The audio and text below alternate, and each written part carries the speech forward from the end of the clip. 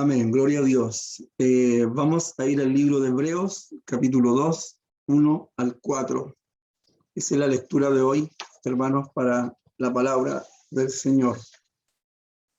Le voy a dar tiempo para que usted vaya al libro. El día domingo Dios nos estuvo hablando de la realidad que la iglesia enfrenta. Amén, que la iglesia, hermano, el creyente, o que la vida cristiana no consiste solamente en creer en Jesús y vivir felices para siempre, sino que siempre usted y yo vamos a tener oposición.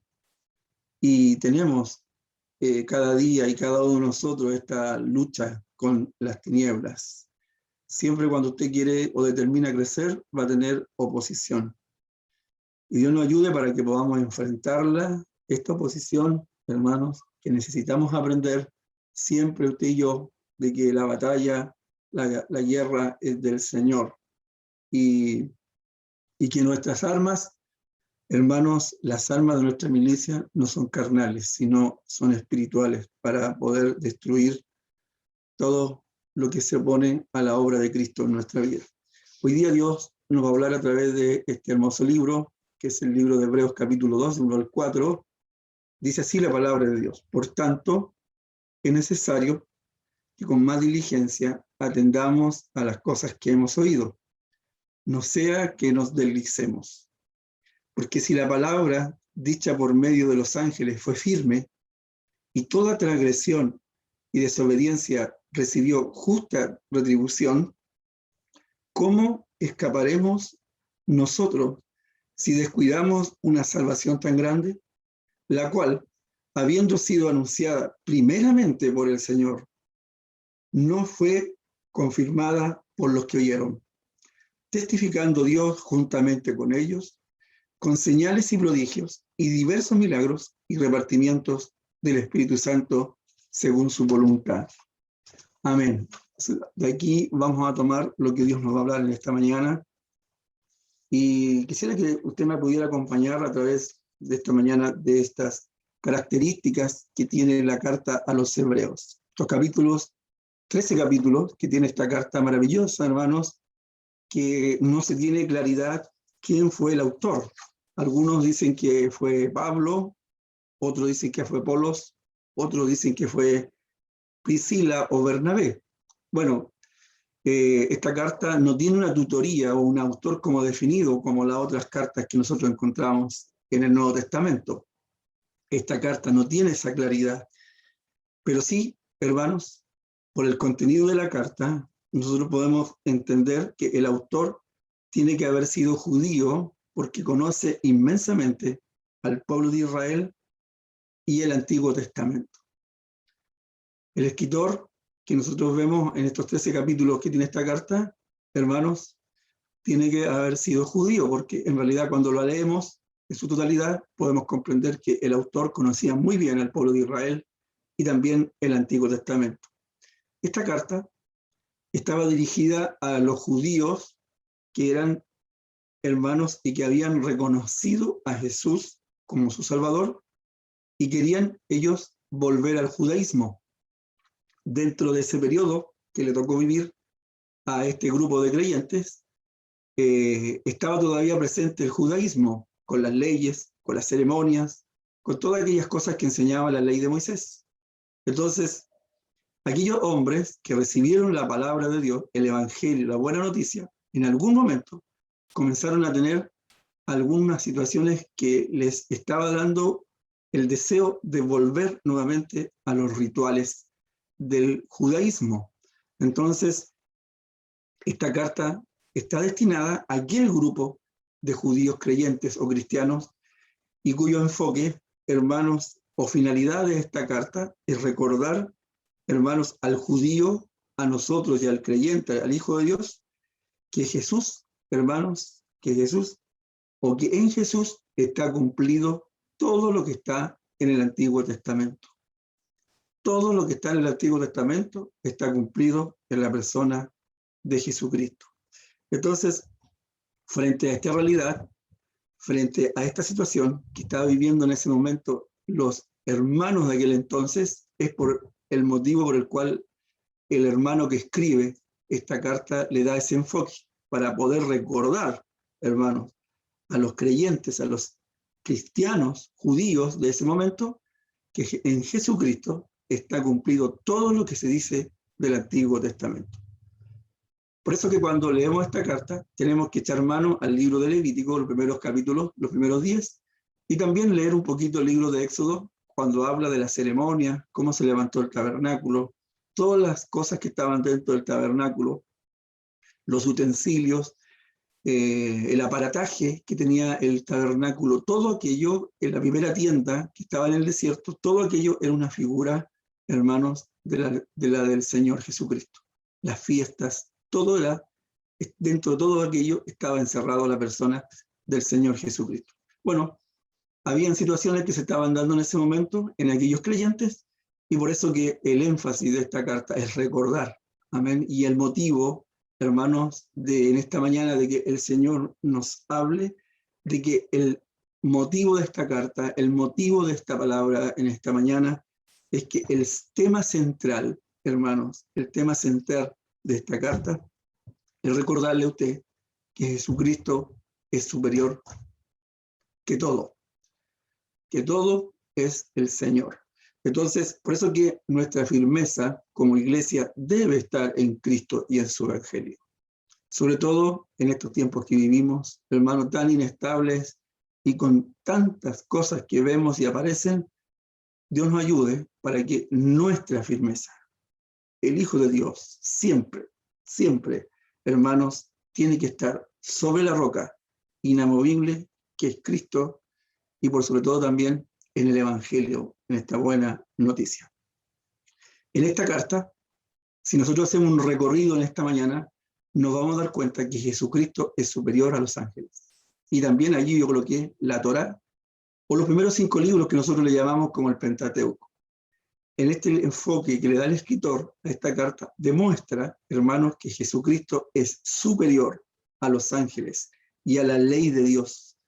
Ahí en Deuteronomio 33:2, cuando las tablas de la ley fueron entregadas a Moisés en el monte Sinaí, habla la escritura, y también Esteban, cuando hace una defensa de su persona, allí cuando lo querían apedrear, hermano, y después lo apedrearon por hablar de Jesucristo, él habla de que la ley de Dios fue dispuesta por ángeles y que fueron transmitidas por los ángeles cuando estaba Moisés en el monte Sinaí.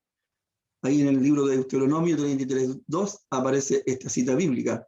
Entonces, cuando nosotros leemos este libro, Hebreos, nos vamos a dar cuenta que el énfasis del escritor es decir que Jesucristo, el Señor, nuestro Dios, es superior a los ángeles, es superior a la ley de Moisés.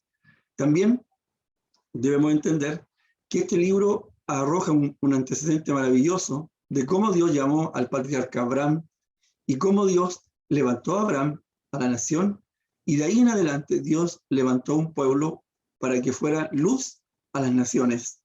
Lo vemos también en este libro, cómo este pueblo, a través del linaje de Abraham, se hizo una gran nación, y cómo llegó, hermano, a Egipto, donde Dios levantó un libertador llamado Moisés, y este pueblo fue llevado al desierto, hermano, para que estuviera ahí y recibiera las tablas de la ley, y con estas tablas de la ley, hermano, fuera diferente a los otros pueblos que estaban sobre la faz de la tierra. Porque los pueblos que estaban sobre la faz de la tierra tenían leyes propias, pero esta ley que venía de lo alto era una ley eterna, que iba a estar ahí sobre los corazones del pueblo de Israel. Vemos al pueblo de Israel también, que a pesar de que tenían la ley de Dios, hermano, ellos provocaron a Dios y estuvieron 40 años en el desierto divagando. Usted lo puede ver ahí en el libro de Números, cuando ellos estaban preparándose para entrar a la tierra prometida, y vemos cómo Dios, a través de Moisés, levantó 2 espías para que fueran a espiar la tierra prometida, la tierra de Canaán.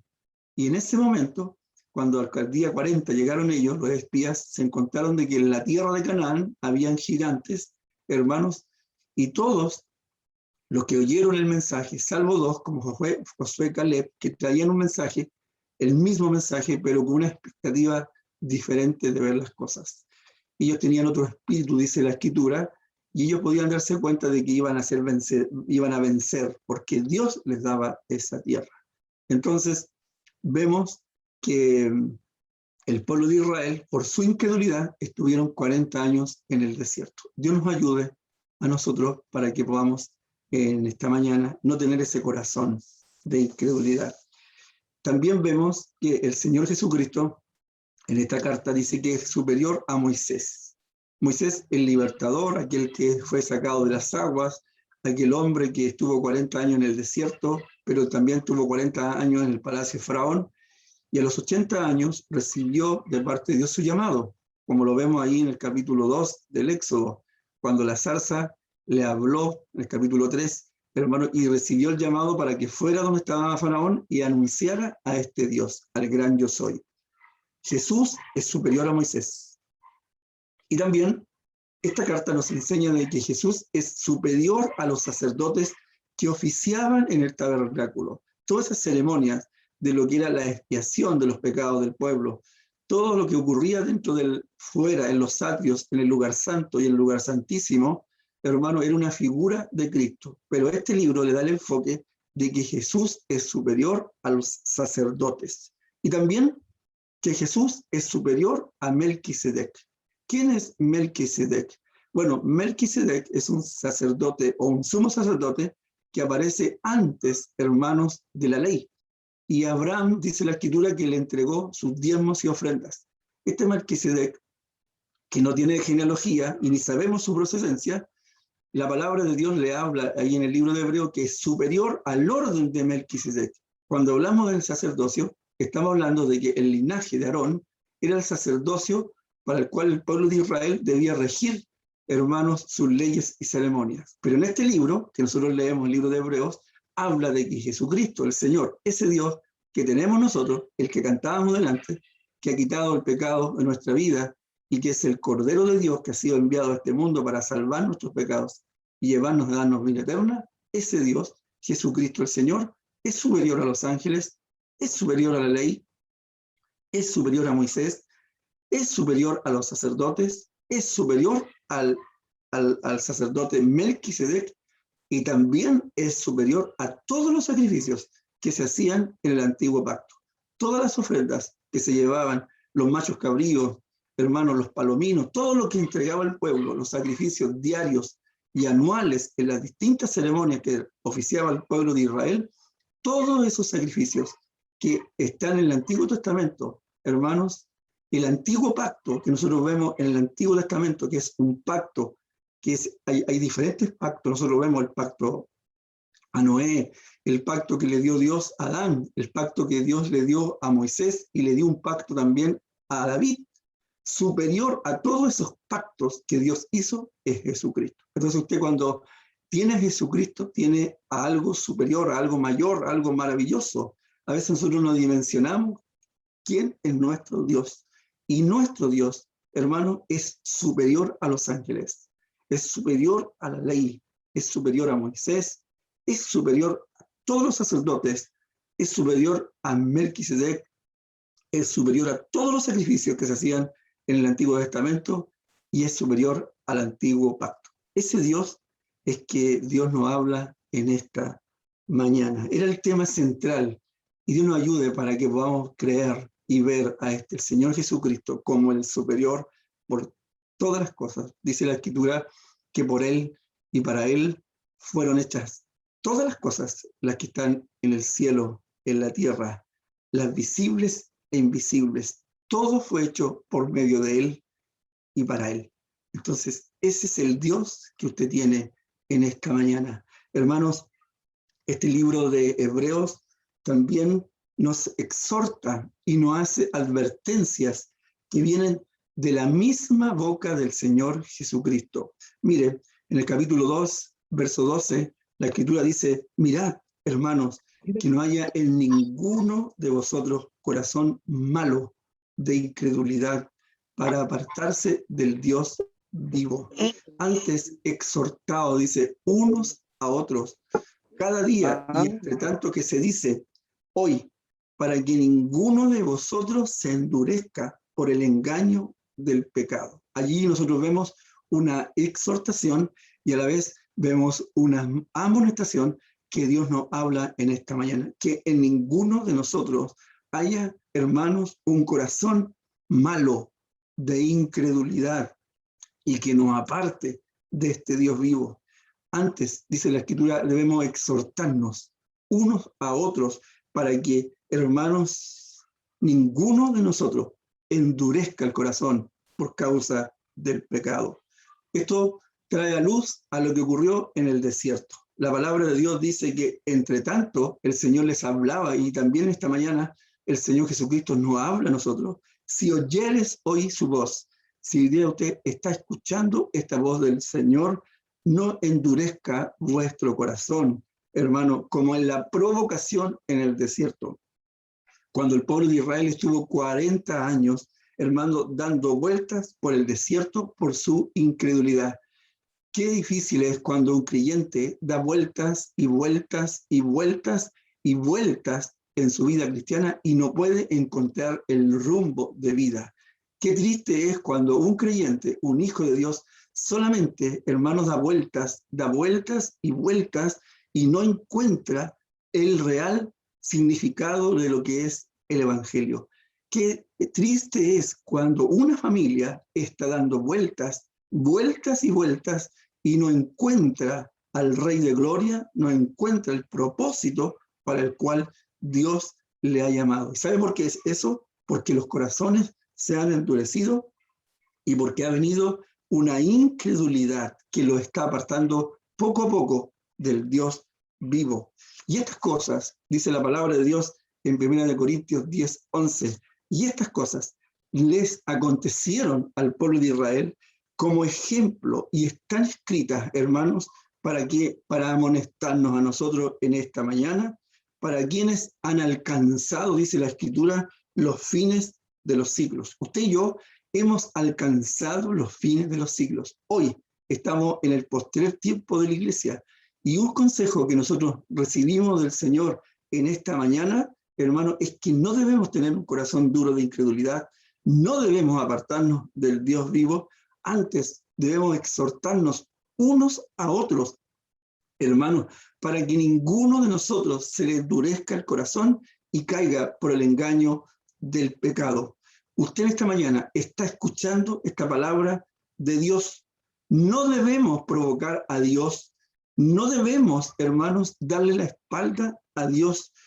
Dios, hermanos, por esta incredulidad trajo sobre la nación de Israel 40 años de caminar en un transitar que no tenía rumbo. Aunque Dios estuvo allí, aunque Dios cuidó su calzado, aunque Dios, hermanos, les dio alimento por 40 años, ¿sabe lo que sucedió? Ellos no entraron en la tierra prometida, murieron en el desierto y una nueva generación se levantó de la que cayó allí en el desierto. ¿Y por qué fue? Porque tenían un corazón duro, malo, lleno de incredulidad.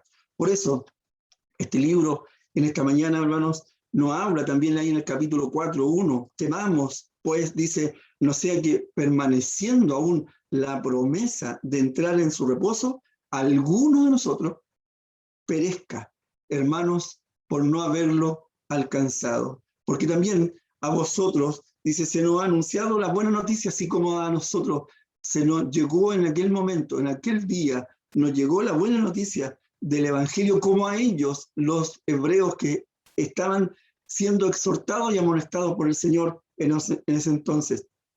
Pero ¿sabe lo que ocurrió? Pero no les aprovechó el oír, dice la palabra, por no ir acompañada de fe en la que los oyeron. Usted en esta mañana puede que esté oyendo esta palabra, pero si usted no tiene fe, no puede agradar a Dios, porque sin fe, dice este libro, es imposible que nosotros agrademos a Dios. Por tanto, teniendo usted y yo un sumo sacerdote que traspasó los cielos, dice Jesús, el Hijo de Dios, retengamos nuestra profesión, acerquémonos, dice, confiadamente ante el trono de su gracia, para que usted y yo podamos alcanzar misericordia y hallar gracia para el oportuno socorro de nuestra vida. El Señor ahí hablándonos en este libro, hermanos, y habla en el capítulo 2 que debemos ser más diligentes, no deslizarnos, no transgredir y desobedecer, no descuidar esta salvación tan grande. ¿Y qué se puede dar?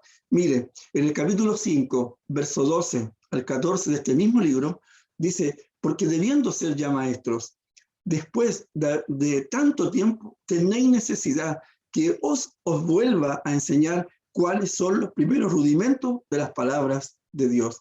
Ya habéis llegado a ser tales que tenéis necesidad de leche y no de alimento sólido, porque todo el que participa de la leche es inexperto en la palabra de justicia, pues es niño. Pero ¿qué dice? Pero el alimento sólido es para los que han alcanzado la madurez, para los que por el uso tienen los sentidos ejercitados en el bien y en el mal. Entonces, el escritor y también el Señor en esta mañana, hermanos, nos habla a nosotros.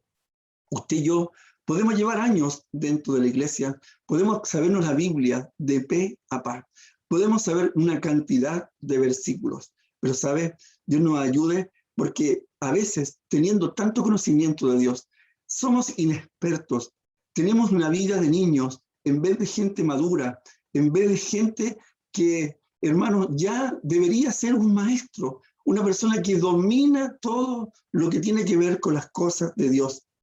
Dios nos ayude, porque Dios quiere que usted y yo alcancemos la madurez, que tengamos por el uso, hermano, el discernimiento de ser capaces de entender cuáles son las cosas buenas, cuáles son las cosas malas, cuáles son las cosas que nos ayudan a crecer, cuáles son las cosas que no nos ayudan a crecer, cuáles son las cosas que pueden a nosotros contribuir para nuestro crecimiento espiritual y cuáles son las que no pueden, hermanos, hacernos retroceder en nuestra vida espiritual.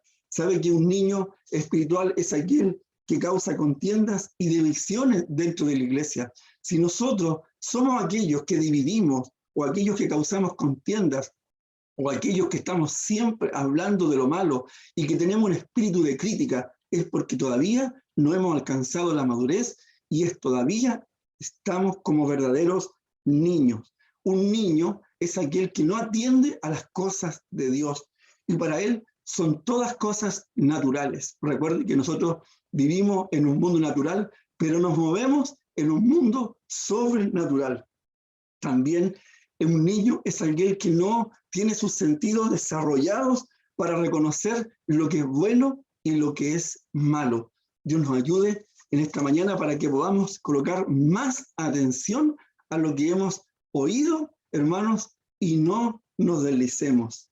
La palabra de Dios habla, hermanos, de que Dios nos llama a ser más diligentes, tener este cuidado, tener esta prontitud, tener esta eficiencia, tener esta agilidad, hermanos, de que en otras traducciones la palabra de Dios dice a ser más diligentes. Hermanos, es necesario que usted y yo pongamos mayor atención a lo que hemos aprendido. También habla, hermanos, de que debemos ser diligentes y ser más efectivos, hermanos, en nuestra vida cristiana. No ser tan lentos, no ser tan inconstantes, no postergar las cosas de Dios, ni tampoco, hermanos, que venga el desgano, el desinterés. Que Dios nos ayude para que podamos, hermanos, cuidarnos y no deslizarnos, como dice la palabra de Dios, no que caigamos. La nueva versión internacional habla de que no perdamos el rumbo. Otras versiones dicen que no nos vayamos a la deriva como cualquier barco,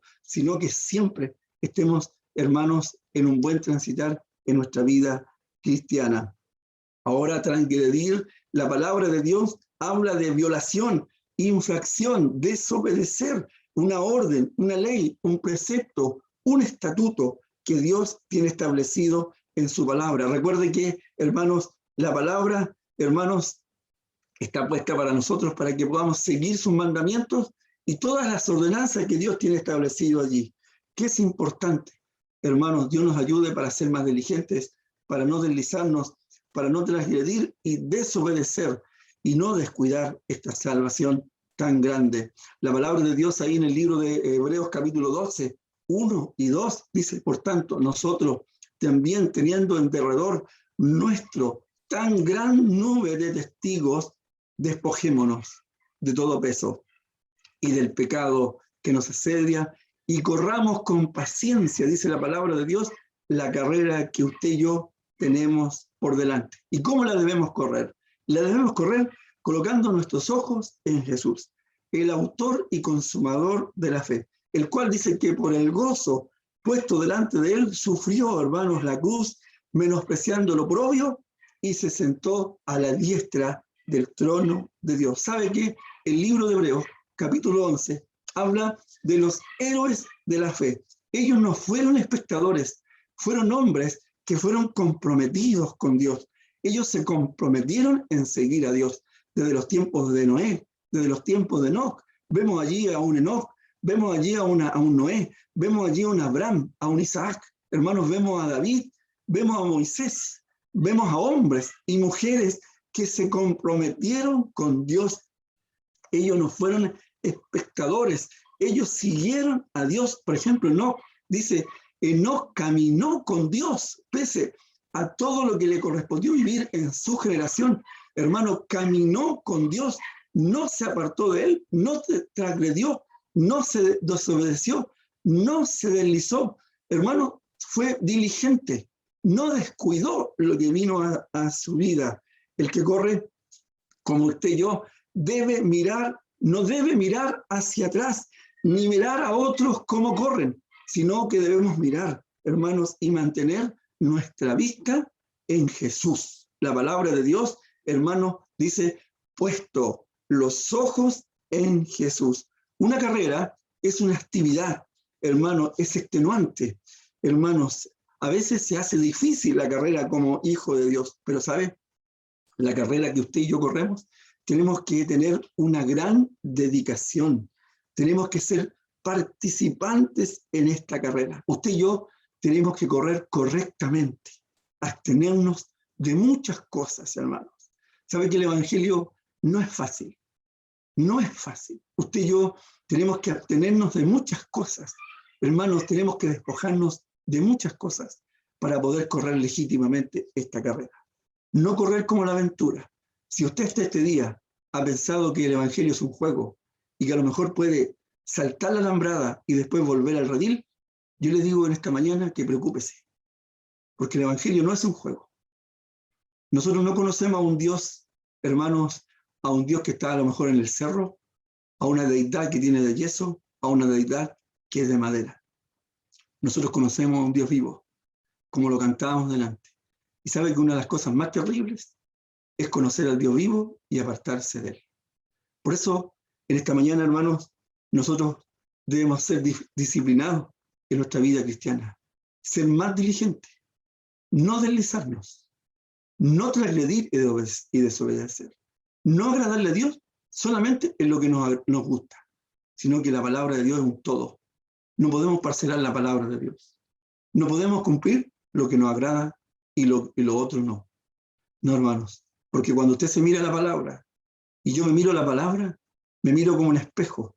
Y esta palabra me dice en qué fallo y en lo que estoy haciendo mal. Pero también debo entender de que está la misericordia de Dios, que nos ayuda para que, hermanos, si en este momento usted a lo mejor ha sido indiligente, o a lo mejor se está deslizando, o está transgrediendo y desobedeciendo y ha descuidado esto tan grande, hermano, que nosotros no hemos ganado por mérito, sino que lo ganó Cristo en la cruz del Calvario, yo le invito en esta mañana a que se pueda abstener y que nos abstengamos de toda especie de mal y corramos legítimamente esta carrera, hermanos. No mire a los lados, mire a Jesús, al autor de consumador de la fe. No mire cómo otros corren, porque se puede tropezar, puede caer, puede mirar a otros como corren y sabe que el Evangelio no es de los que corren rápido, sino de los que corren seguros, de aquellos que están bien cimentados en la palabra, de aquellos que han puesto sus pies en la roca inamovible que es Jesús. Por eso, usted y yo en esta mañana somos llamados a poder ser más disciplinados en nuestro servicio de Dios. Siéntase como un cristiano comprometido, no como aquel que está en las gradas y que es capaz de gritar a todos aquellos que corren esta carrera. Es fácil, hermano, estar en las gradas y poder gritar que haga esto, que haga esto otro. Pero, ¿sabe? Yo le invito a usted en esta mañana que se ponga los zapatos del Evangelio y corra legítimamente esta carrera. Dios nos habla esta mañana y para concluir, no nos relajemos. no nos relajemos, estemos más comprometidos. Mire a Jesús. Hermano, no descuide la vida espiritual y esté preparado, porque en cualquier momento el Señor viene. Y Dios nos ayude para que estemos preparados para aquel acontecimiento. ¿Sabe? Cuando usted llega al Evangelio, se van a dar cuenta de lo que mismo vivieron estos hombres en aquel momento de la iglesia que el escritor escribió a la carta de Hebreos. Se habían descuidado, se habían relajado, ya no había ese compromiso, no estaban mirando a Jesús. Hermanos, habían descuidado su vida espiritual y ya no estaban preparados. Dios nos ayude para que Dios nos habló en esta mañana y lo podamos poner por obra en cada una de nuestras vidas. Gracias, Padre, le damos en esta mañana. Gracias por tu palabra, Señor. Gracias porque tú nos hablas siempre a tiempo y fuera de tiempo. Tú eres superior a todas las cosas, Señor. Tu palabra nos hablaba que eres superior a los ángeles. Eres superior, Señor, a la ley. Eres superior a Moisés. Eres superior a todos los sacerdotes, incluso al que estaba ante la ley, Señor, a Melquisedec. Eres superior a todos los sacrificios que estaban en el Antiguo Testamento. Y eres superior al Antiguo Pacto, Señor, que está viciado. Señor, pero hoy, en esta mañana, tú nos has hablado y nos has exhortado y amonestado. Mi vida, Señor, yo creo que cada uno de nosotros que hemos escuchado en esta mañana tu palabra, ayúdenos a ser más diligentes, a no deslizarnos, a no transgredir y desobedecer, a no descuidar, Señor, esta salvación tan grande que no hemos ganado ninguno de nosotros, sino que ha sido por tus méritos, que ha sido porque tú, Señor, te inmolaste y que porque bajaste, Señor, del cielo mismo, cuando estabas ahí en tu gloria y te hiciste, como dice este libro, Señor, hombre, para que a través de esa humanidad pudieras ser entregado en la cruz del Calvario y expiar, Señor, una sola vez todos los pecados de esta humanidad. Gracias, Señor, porque dice tu palabra, tenemos un sumo sacerdote mayor, Señor, que si nos acercamos a Él confiadamente, vamos a poder encontrar oportuno socorro para nuestra vida. En esta mañana, Padre, ayúdanos para que esta palabra, Señor, que ha entrado en nuestro corazón, pueda hacerse vida, pueda germinar como una semilla, Señor, y pueda producir fruto a 30, 60 y a 100 por uno. Que se haga una realidad, Señor, que pueda caer en buena tierra en esta mañana, Señor. Todos los que han oído en esta mañana tu palabra, Señor, usted nos ha dicho que es necesario que con más diligencia atendamos a las cosas que hemos oído, para que no nos deslicemos, Señor, porque ¿cómo escaparemos cada uno de nosotros si descuidamos una salvación tan grande? La cual, Señor, fue primeramente anunciada por el Señor y nos fue confirmada, Señor, a través de los apóstoles. Y hoy la podemos ver aquí en tu palabra. Ayúdenos para que esta tu palabra se haga realidad en nuestra vida, Señor. Gracias en esta mañana, Señor, porque tú nos exhortas y nos amonestas. Siempre es bueno, Señor, escuchar tu palabra, porque ella cuando nos inquieta está produciendo en nosotros, Señor, el hacer. Gracias, Señor, porque si tú has inquietado en esta mañana un corazón, Señor, es porque está provocando algo el Espíritu Santo.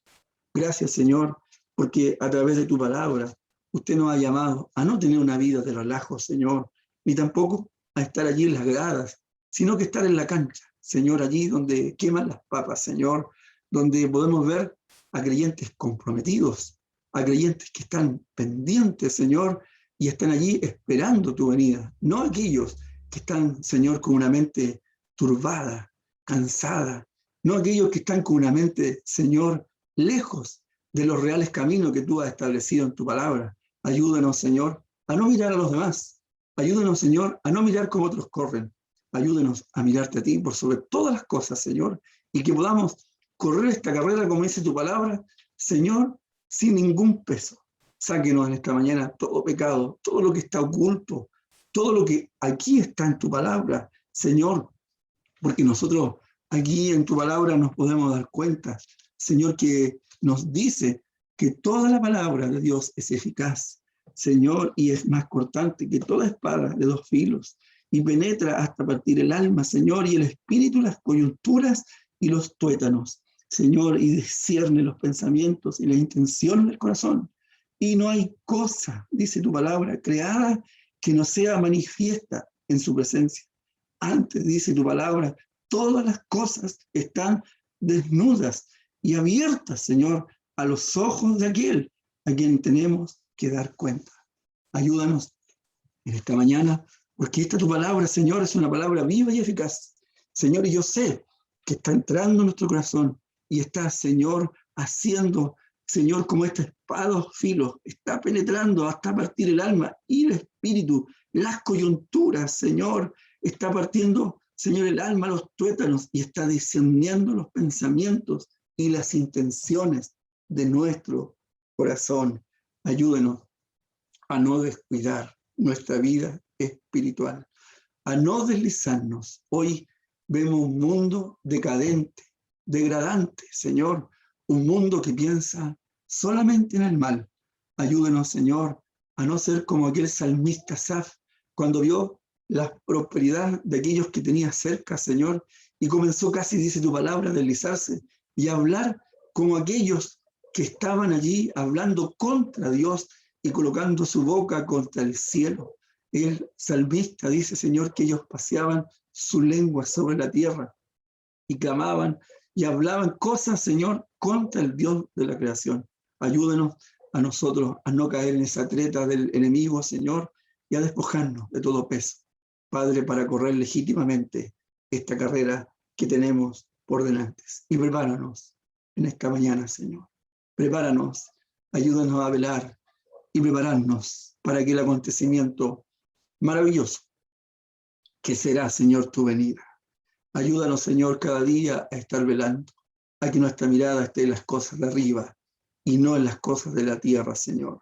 Ayúdanos, Señor, para que nuestra vida cristiana esté preparada, atenta, cada día, Señor, dispuesta, comprometida, Señor, a todo lo que tú quieras de nosotros. Ya no somos nuestros. Tú eres nuestro dueño. Tú eres nuestro Señor. Ayúdanos, Señor, a que podamos hacer efectiva esa realidad cuando dijimos que si confesamos con nuestra boca que Jesús es el Señor y creímos en nuestro corazón que Dios le levantó de los muertos, seremos salvos. Ayúdanos, Señor, a que esa palabra se haga realidad y a entender que ya no somos más nuestros, sino que tú eres nuestro dueño. Ayúdanos, Señor, a entender que es tu perfecta voluntad en la que se quiere hacer en nuestras vidas. Ayúdanos, Padre eterno, esta mañana, a través de la persona del Espíritu Santo, a que no podamos, Señor, deslizarnos y estar firmes, constantes, Señor, en tu caminar. Hay caminar que dice tu palabra que al hombre le parece derecho, pero su fin es camino de muerte. Ayúdanos, haznos discernir los tiempos que vivimos, Señor, y a entender por dónde vamos. Señor, examínanos en esta mañana, que podamos examinar nuestra fe, si es genuina, si es real.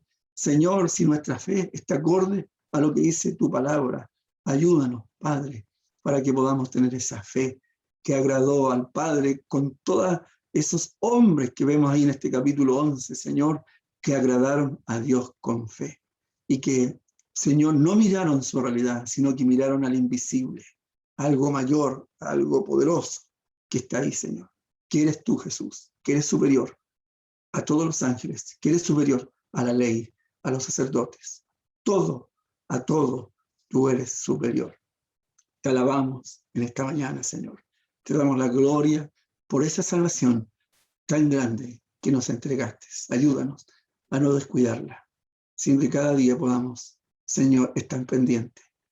Cada día podamos ser diligentes y estar aprestos a tu venida. Le damos la alabanza, Señor, en esta mañana.